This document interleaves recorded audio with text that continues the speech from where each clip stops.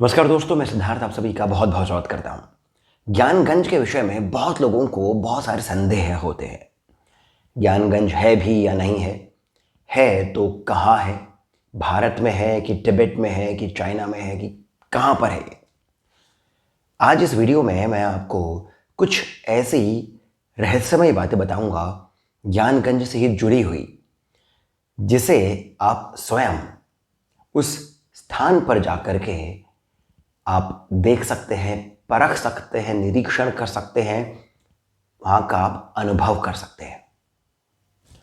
विशुद्धानंद जी महाराज जो ज्ञानगंज के ही एक शिष्य रहे हैं, वहां पर इन्होंने 12 वर्षों तक घोर साधना करी है, तपस्या करी है, शिक्षाएं अलग अलग प्रकार के विज्ञान की शिक्षाएं प्राप्त करी हैं। ये सूर्य विज्ञान में पारंगत है, या फिर मैं यूं कहूँ ये पारंगत है, क्योंकि भले ही इनका शरीर नहीं है, इनकी शक्ति आज भी जागृत है। तो विशुद्धानंद जी महाराज भारत में भी कुछ स्थानों पर एक केंद्र स्थापित करना चाहते थे विज्ञान का। उन्होंने इसका नाम दिया था, जैसे काशी में जो इनका आश्रम है विशुद्धानंद कानन, वहाँ पर ये एक विज्ञान का केंद्र स्थापित करना चाहते थे, परंतु किन्हीं कारणों से वो स्थापित हो नहीं पाया। उसमें से एक कारण ये था कि इन्हें, क्योंकि ये सूर्य विज्ञान के ऊपर ये पूरा विज्ञान का केंद्र स्थापित होना था, तो सूर्य विज्ञान के लिए इन्हें एक विशेष प्रकार का मिरर चाहिए था, कांच, शीशा, जिसकी अपनी एक इन्होंने एक बनावट लिख करके दी थी अपने शिष्यों को, पता लगाने के लिए कि किस प्रकार से ये उतना बड़ा विशालकाय दर्पण प्राप्त कर सकते हैं। भारत में कहीं पर भी उस समय इस प्रकार के दर्पण इतने बड़े, इस प्रकार के डिटेल्स के साथ में नहीं बनते थे। उसके लिए इन्हें लंदन जाना पड़ता या फिर लंदन से मंगाना पड़ता, जो कि बहुत ही दूभर सा कार्य था। दूसरा कारण यह था कि ज्ञानगंज में ही इनके जो गुरु थे, उन्होंने इसकी परमिशन, इसकी आज्ञा इन्हें नहीं दी थी। तो इन कुछ कारणों से वो सूर्य विज्ञान का केंद्र काशी में स्थापित नहीं हो पाया। फिर इन्होंने अपने 40 वर्षों की जो साधना थी उसका एकत्रीकरण करके एक नवमुंडी आसन की स्थापना करी, इसी विशुद्धानंद कानन में। नवमुंडी आसन 40 वर्षों की सतत तपस्या साधना का ये एक रूप में फल था। ये जो नवमुंडी आसन है, ये केवल 2 ही जगहों पर है पूरे विश्व में, ये केवल 2 ही जगहों पर है। पंचमुंडी आसन भी है। पंचमुंडी आसन श्री रामकृष्ण परमहंस ने स्थापित करा है, और ऐसा भी माना जाता है कि महावीर और स्वयं गौतम बुद्ध ने भी पंचमुंडी आसन की स्थापना करी है। बौद्ध जो संप्रदाय है, ये उस समय वैसा नहीं था जैसे आज के समय में हम इसे मानते हैं। बौद्ध में तंत्र बहुत ही विशेष स्थान रखता है। जो बौद्ध होते हैं, जो आज भी तिब्बत में हैं, वे माँ तारा के बहुत बड़े उपासक होते हैं। तंत्र में इनके भी बहुत बड़े गुरु रहे हैं, बहुत से ग्रंथ लिखे गए हैं। तो इन कुछ लोगों ने पंचमुंडी आसन की स्थापना करी है, परंतु नवमुंडी आसन की स्थापना केवल 2 ही जगहों पर है। एक जो विशुद्धानंद जी महाराज ने स्थापित करी है काशी में, और दूसरा ज्ञानगंज के बाहर। बाहर क्यों? क्योंकि इस आसन में, इस नवमुंडी आसन में बलि चढ़ती है, और बलि जो है वो आश्रम के अंदर नहीं चढ़ाई जा सकती। इसी कारण उसकी जो परिधि है उसके बाहर ये आसन स्थापित है। अब यहाँ पर बलि के बारे में मैं आपको कुछ रहस्य बताता हूँ। डिटेल में मैं नहीं बताऊंगा, क्योंकि इस पर एक अलग सा वीडियो बनाया जा सकता है। यदि आपकी इच्छा हो तो आप मुझे कमेंट सेक्शन में लिख सकते हैं, बता सकते हैं, मैं उस पर ही एक अलग सा वीडियो करूँगा। परंतु बलि के विषय में कुछ बातें जान लेना आवश्यक है। मैं बहुत संक्षिप्त में आपको बताऊँगा। बलि के विषय में कई संत महात्मा ये कहते हैं कि ये किसी जीव की बलि नहीं होती है, इसमें हमारे ही जो पाप होते हैं, हमारे ही जो लालसाएं हैं, इच्छाएं, उसकी बलि चढ़ाई जाती है। ये सत्य है, इसमें कहीं भी कोई संदेह नहीं है। परंतु ये भी सत्य है कि पशु की बलि चढ़ती है, चढ़ाई जाती है और हमेशा से चढ़ाई जाती रही है। माँ कामाख्या का जो मंदिर है वहाँ पर भी बलि चढ़ती है और इसके पीछे भी बहुत बड़ा विज्ञान है। यहाँ पर मैं बता तो रहा हूँ, परंतु ये इसको हमें संदर्भ के साथ में समझने की आवश्यकता है।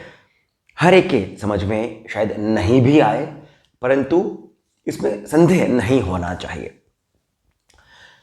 वसुधैव कुटुंबकम जो भारत का, सनातन का एक बहुत बड़ा मंत्र है, मंत्र की तरह हम इसे मान सकते हैं, वसुधैव कुटुंबकम, इसका जो वास्तविक अर्थ है ये वो नहीं है जो पॉलिटिशियंस बताते हैं कि सभी जो मानव हैं वो किसी भी धर्म, संप्रदाय, जाति इत्यादि के हों, वे सभी हमारे परिवार का हिस्सा हैं। ये उस एक लेवल तक ही नहीं है, ये बहुत शैलो सा लेवल है।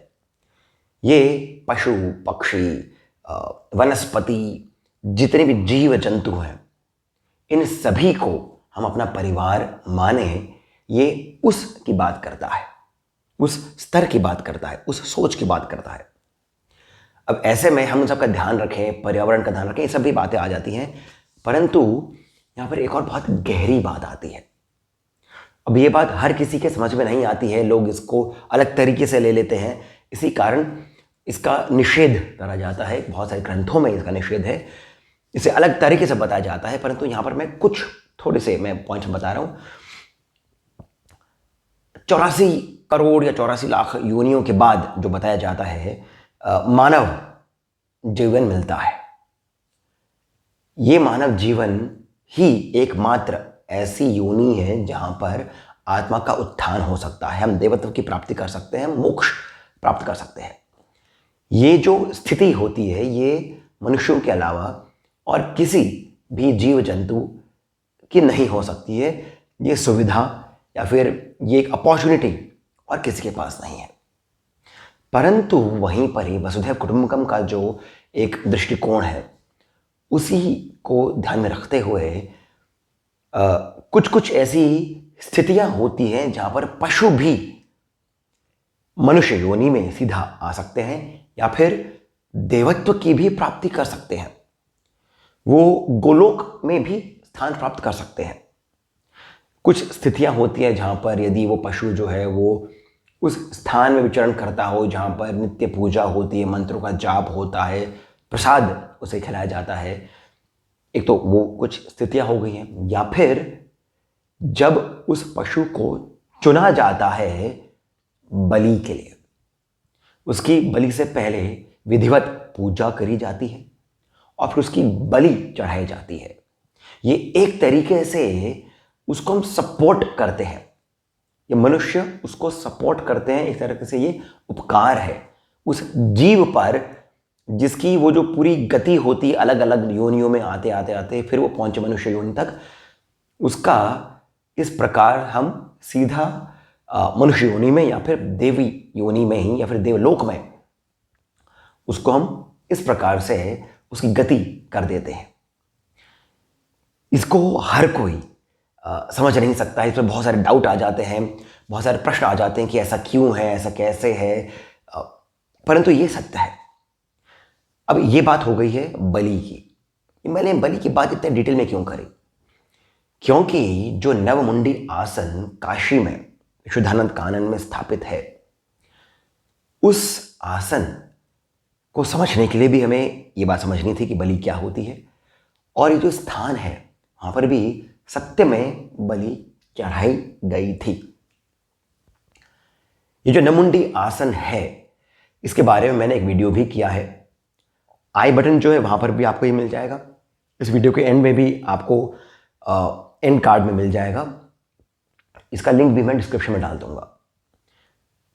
मैं शॉर्ट में यदि बताऊं तो इसमें यह होता है कि जो साधक है वो अपने शरीर को शव की तरह बनाता है, क्रियाएं करके, साधना करके। उस शव में फिर देव या फिर ब्रह्म स्वयं आते हैं और फिर वो जो स्वयं शक्ति है, वो जो उस शरीर से बाहर आ जाता है, वो इस शव के ऊपर आरूढ़ होकर के साधना करता है। फिर उसकी गति ऊर्ध्व गति हो जाती है, ऊपर की ओर उठता है, अलग अलग विभिन्न लोकों में पहुंचता है। ये एक मुंडी, द्विमुंडी, त्रिमुंडी आसन इस प्रकार से बनते रहते हैं। मैं इन सब पर भी कॉन्सेप्ट्स के साथ में बहुत डिटेल में वीडियो करूंगा, परंतु संक्षिप्त में बात यही है। जिस प्रकार से हमने देखा होगा कई सारे चित्र होते हैं कि माँ काली जो है वो शिव जो शव रूपी है उनके ऊपर आरूढ़ है, ये उसी प्रकार है। तो ये जो आसन है नवमुंडी, इसमें 9 मुंडियां सत्य में चढ़ाई गई हैं। इसमें शेर, बाघ, बिल्ली, सांप, हाथी, मानव, वन मानव, ऐसे कुछ और इनका स्कल जो होता है, मुंडी जो होती है, उसको चढ़ाया जाता है। ये जो आश्रम है वहाँ पर 4x4 की एक वेदी है, 4x4 की, जिसमें राख है, जिसमें सैंड है। ये आज भी बहुत जीवंत स्थान है। इसके बारे में मैं आपको कुछ प्रसंग बताता हूँ। एक बार विशुद्धानंद जी के एक शिष्य, उन्होंने वहाँ पर बैठ करके गायत्री मंत्र का जाप किया 108 बार, परंतु ये जाप पूर्ण होता उससे पहले ही उन्हें बहुत विचित्र प्रकार की ऊर्जा का अनुभव हुआ, इस प्रकार का कि वे उसे पूरा नहीं कर पाए, वो जो 108 था। उन्होंने आकर के विशुद्धानंद जी को बताया कि बहुत ही विचित्र प्रकार की ऊर्जाएं वहाँ पर आई और मुझे बहुत बेचैनी सी हुई। तब विशुद्धानंद जी ने उन्हें बताया कि तुम्हें वहाँ पर जप करने से पहले मुझे बताना चाहिए था। गायत्री मंत्र अपने आप में बहुत शक्तिशाली है। ये जो स्थान है ये बहुत जीवंत है। यहाँ पर स्वयं माँ काली की साधना हुई है। केवल 10 गायत्री मंत्र ही यहाँ पर बहुत हैं। अधिक करने के लिए वो शरीर होना चाहिए, वो जो ट्रांजिशन होता है, वो जो ट्रांसेंडेंस जो आ जाती है, उसके लिए शरीर की वो स्थिति होनी चाहिए। तभी वहाँ पर बैठ करके आप जो बताया गया है, मैंने मंत्र का एक नंबर बताया है, उससे अधिक आप कर सकते हैं, तब आपका शरीर वो ऊर्जा झेल पाएगा। इनके कुछ और शिष्य भी वहाँ पर गए थे और उन्होंने इष्ट देव के मंत्र करे। कुछ ही समय बाद जब ये आंख बंद करके ये ध्यान में मंत्र का जप कर रहे थे, तभी इनके एक शिष्य को कुछ आवाज आई। इन्होंने जब आंख खोलकर देखा तो सामने इनके एक चुड़ैल खड़ी थी, एक ऐसी काया खड़ी थी जो बहुत भयानक थी। इनके रोंगटे खड़े हो गए, अपनी साधना को अधूरा छोड़ करके वहां से भाग आए। ऐसा अनुभव केवल इन्हीं का नहीं हुआ, इनके कुछ और शिष्यों का भी हुआ। तब इन्होंने उन्हें बताया कि ऐसा नहीं करना चाहिए। बहुत जीवंत स्थान है और ये आज भी विशुद्धानंद कानन में जो काशी में है वहां पर ये है। वहां पर बाण लिंग की भी स्थापना करी गई है। वहां पर गोपाल मूर्ति भी है जो स्वयं विशुद्धानंद जी को पुरी में प्राप्त हुई थी। जब वे समुद्र में स्नान कर रहे थे तब स्वयं ये उनके पास आई थी। वहां पर श्री कृष्ण के पदचिन्ह, बाल रूपी जो लड्डू गोपाल है, उनके पदचिन्ह भी वहां पर एक मखमल के कपड़े पर स्थापित है। बहुत ही विचित्र सा ये आश्रम है।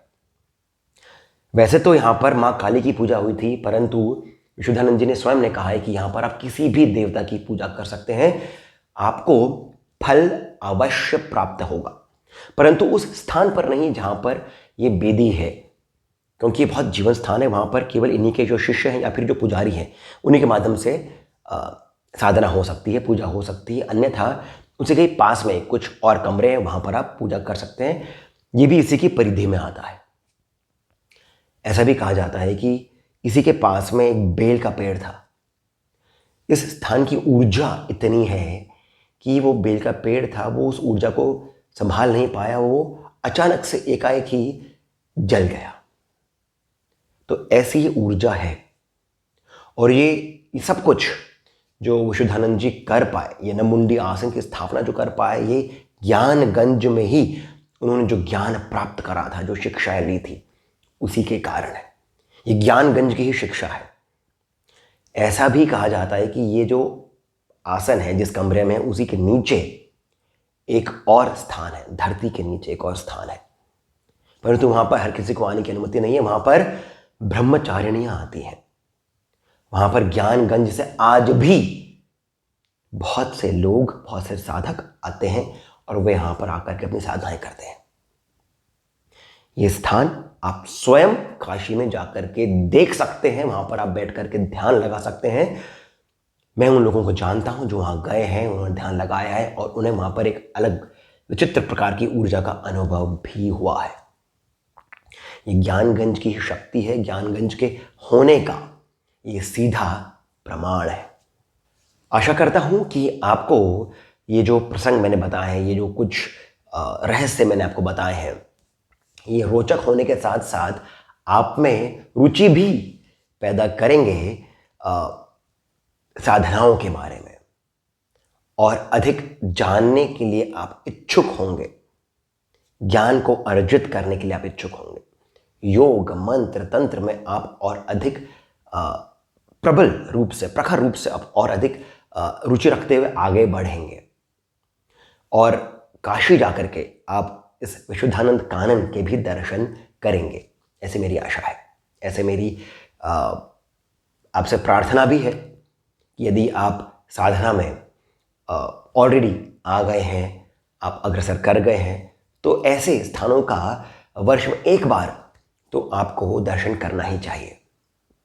इसके साथ मैं सिद्धार्थ आप सब से जाने की अनुमति लेता हूं, परंतु जाने से पहले मैं यही कहूंगा कि यदि आपको ये सारी बातें पसंद आई हो तो कृपया करके इस वीडियो को लाइक करिए, हमें सब्सक्राइब करना नहीं भूलें, कमेंट सेक्शन में मुझे आप अपने मत बताएं, और साथ ही साथ यदि आपका मन करे तो 100, 200, 500 जितना भी आपके मन में आए उतना आप हमें श्री सहयोग भी प्रदान करें, बहुत अधिक प्रोत्साहन मिलता है। डिटेल्स कमेंट सेक्शन, जो पहला कमेंट पिंड है, वहाँ पर उपलब्ध है। तो जीपे, पेटीएम इत्यादि के माध्यम से आप हमें ये श्री सहयोग प्रदान कर सकते हैं। इसके साथ मैं सिद्धार्थ आपसे जाने की अनुमति लेता हूँ। धन्यवाद।